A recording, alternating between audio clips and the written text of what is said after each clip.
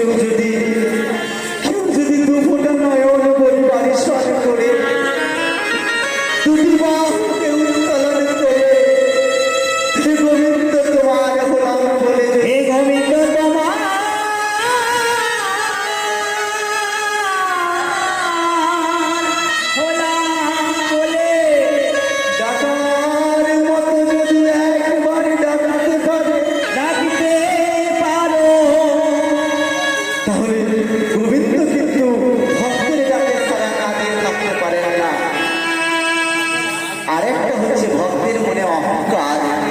সহ্য করেন না বাবা।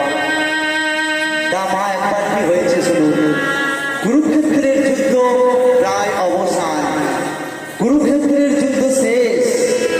অর্জুন বলছে ভগবানকে, সখা সখা আমি ওই কুরুক্ষেত্রের যুদ্ধে আমার অনিচ্ছার সত্ত্বেও কত কত আমার আত্মীয় বন্ধু স্বজন বান্ধব সবাইকে আমি বধ করেছি।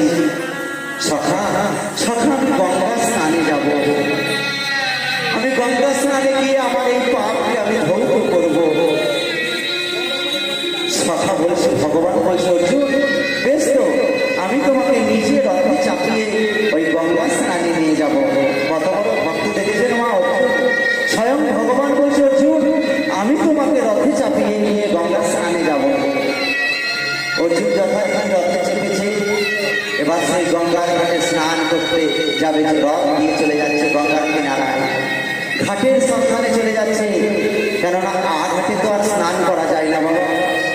দেখবেন আমরাও যে পুকুরটায় স্নান করি, সে পুকুরটা যেখানে প্রতিদিন স্নান করি সেখানেই আমরা নামি, কারণ পায়ে কাঁটা খোঁচা যাতে না ঢুকে যায়। একথা বলার উদ্দেশ্য কি মা, না আমরা যদি গুরুচরণ আশ্রয় করে গুরুচরণকে হৃদয়ে ধরে যদি আমরা সঠিকভাবে সাধন ভজন করতে পারি তাহলেই আমাদের গোবিন্দের কৃপা মিলবে।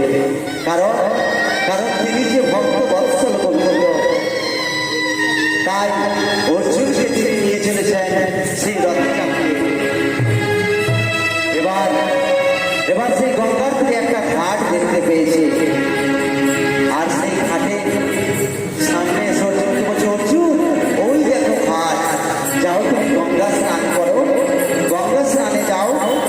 আর গোবিন্দ এদিকে মনে মনে ভাবছে আজ আমার অর্জুনকে একটা শিক্ষা দিতে হবে। কারণ অর্জুন গঙ্গা স্নান এসেছে, ওর মনে একটু অহংকার জন্মেছে। আমি স্বয়ং বিশ্ব ব্রহ্মাণ্ডের